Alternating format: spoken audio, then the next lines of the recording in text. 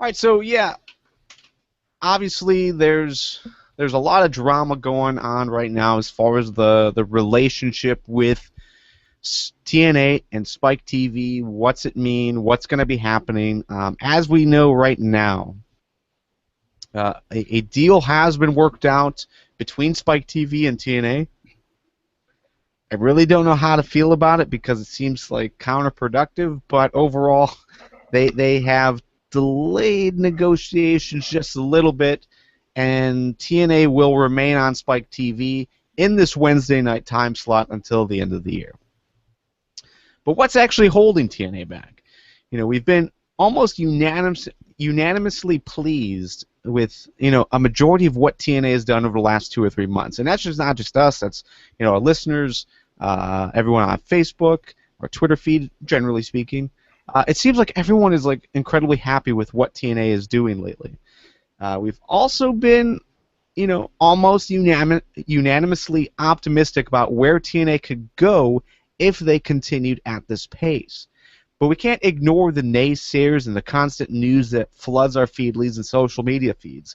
The story has been told right now was that a set of Cops replays that aired in the Thursday time slot during an all-day marathon by Spike made more money via ad revenue than TNA could have in that same time slot. So while we try to avoid talking about this kind of stuff because honestly, we're not like TV critics in general.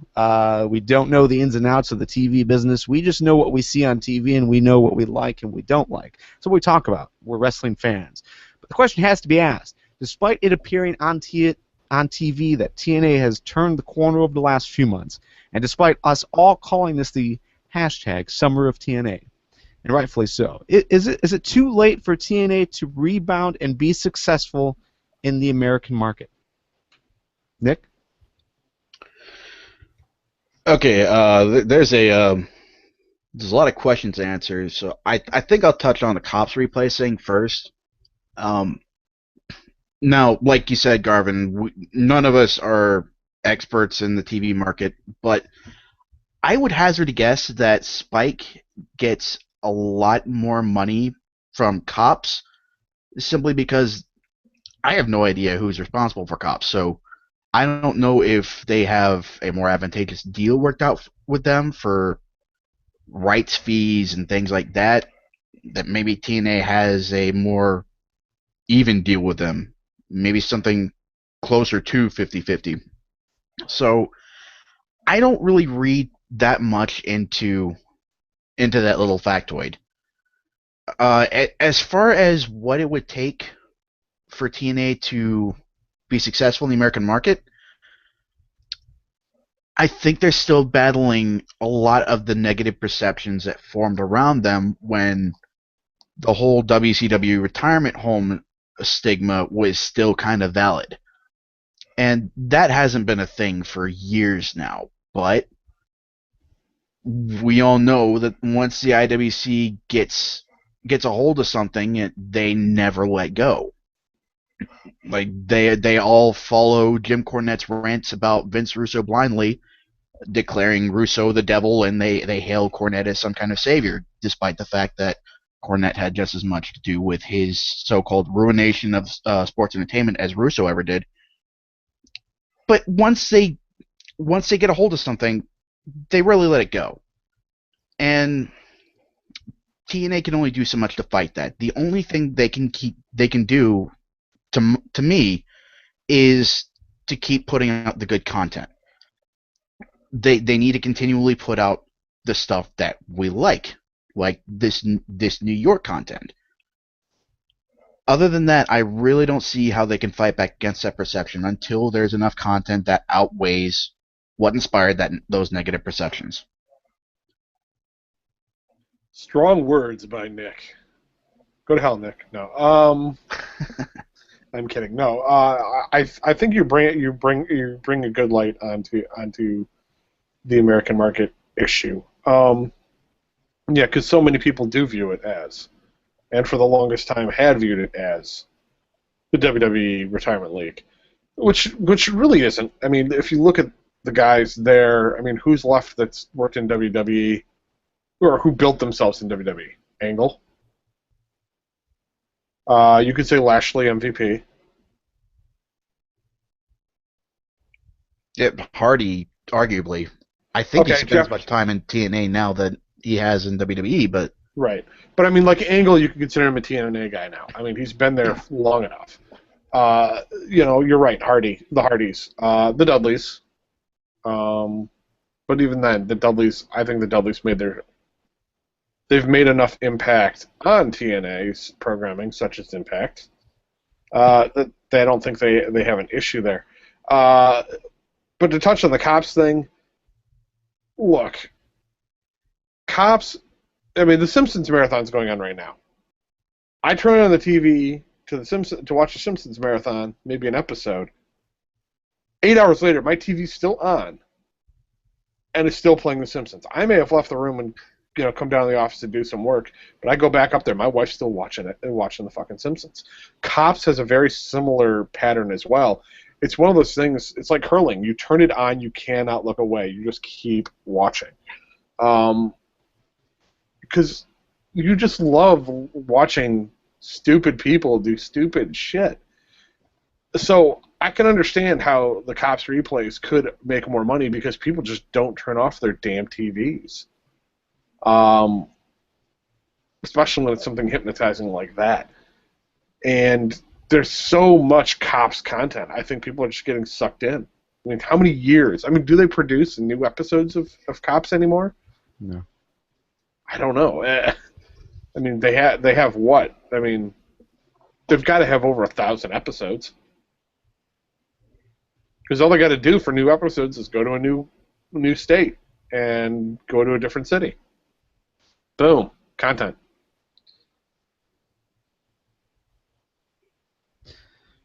Adrian from the live chat says it just seems it has that TNA has a negative stigmatism that it can't shake. He doesn't know what they can do to other than try, change names, change networks. But, until they get rid of that stigmatism, just the general idea of what TNA used to be or whatever, that TNA won't move forward. Do you guys agree with that general thought? I don't necessarily know about the rebranding thing. Because they kind of tried to do that with Impact Wrestling. They became known as Impact. They kind of took the emphasis off the TNA thing, and they did the whole "Wrestling Matters" slogan. Well, rebranding only does so much, as we saw with that attempt. They still got the stigma. They still get the hate from the IWC, be it informed or not. I think there is something to say about a rebranding of sorts, but only if you produce good content to back that up. So, and to be honest, I don't think they did that when they did the whole Wrestling Matters thing. I don't think there was that shift in focus and that emphasis on good content that will draw in and retain viewers. So I think that's what TNA has to do first and foremost is keep pumping out this awesome content.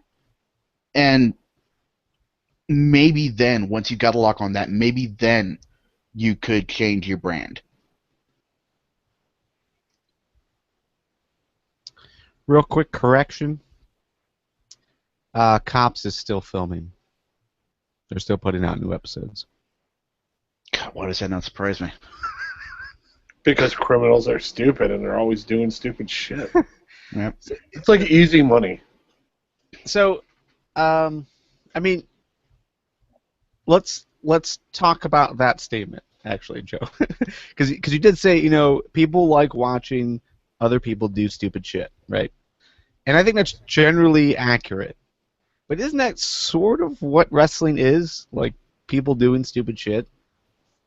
Yeah, but you're not seeing somebody bust them up like the fucking cops do. I mean, like with wrestling, we get these stupid storylines. Let's be honest. I mean, let's even look at the slogan of the show: "Wrestling World in all its laughable glory." Yeah. A lot of these storylines are really stupid and repetitive. Cops is just... It's like Idiocracy, man. Like, here's the next episode of Ow My Balls. Guy gets kicked in the balls. Like, it's straightforward. This is what we got. This is what you're getting.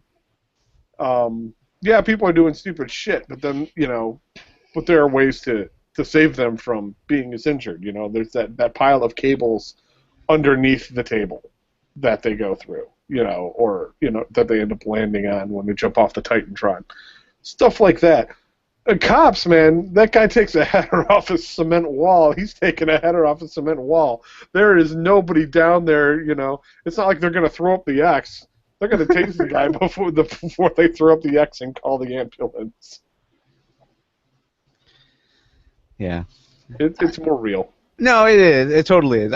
It's just like that. That weird perception. Like people will watch Cops, but like wrestling is out of bounds. I don't know. It's odd, and like it's being talked about in the live chat. I want to say Adrian. Generally speaking, networks will pay less to re-air old shows than they would pay for new content, and it's likely that there was no like real new content being aired by Spike on that Thursday marathon. It was all old stuff. So of course they would make more money than they would make for TNA, which is a new time, a new show. So I mean, we do have to consider that part of it. But yeah, at the end of the day, like it does come down, if TNA continues to put this good content out, and we continue to talk about it how we have been, which is very positively because that's the honest feedback that we have for it. I mean, it has been really good. I think that will help push more people to TNA. I mean, while it would be great if people would just, like a lot of wrestling fans who are constantly complaining about WWE would turn the channel and watch TNA and see what TNA is doing for about a month, 2 months, and just see what alternatives are out there. I think a lot more people would be happy with what TNA is doing. But for some reason, not everyone is giving TNA that chance. And this is a conversation that Scott Viper and I had on Twitter today. There is just so much negativity on Twitter right now, especially after this week's Raw, about how awful WWE is. Yet a lot of those same people who call themselves wrestling fans don't look to see what else is out there, what else is available. And yeah, TNA did go through a shitty period. I mean, the whole Hogan thing was awful. But they are producing a lot of good stuff, and there's a lot of people talking positively about it, not just us. So it is odd that they aren't giving TNA the time of day, or even look at ROH or anyone else that's has an internet TV show. Scott, disagreed with the mentality overall. He said, for me suggesting that WWE fans should turn the channel and turn on TNA is basically equating, is basically the same as wrestling fans, or I'm sorry, as far as people breaking up and having rebound sex, that it's damaging regardless of who's involved, and that the mentality will never see TNA, it will never sell TNA to a common wrestling fan. TNA, ROH, and any other company can't be considered alternatives because they aren't, and they just have something different to offer. And for TNA or any other company to get a fair chance, you need to wipe the slate completely clean. Now, again, this is from my conversation with Scott Viper today.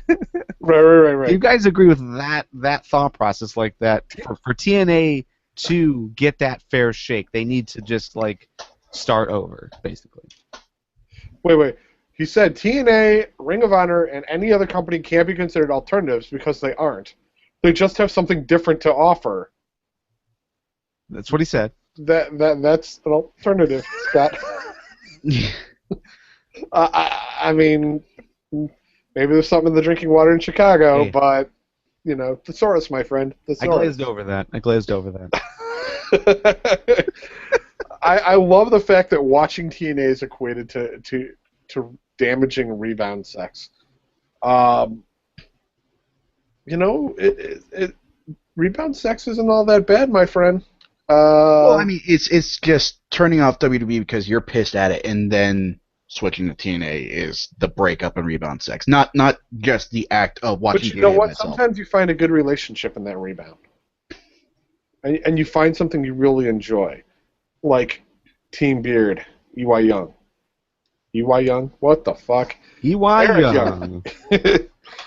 Thank you, Cleveland Whiskey. I mean, there is something to be said for that argument. If you're just pissed at the WWE in general with their content, and you tune into TNA, some people refer to TNA as WWE Light, and Considering that WWE's the one going PG-13.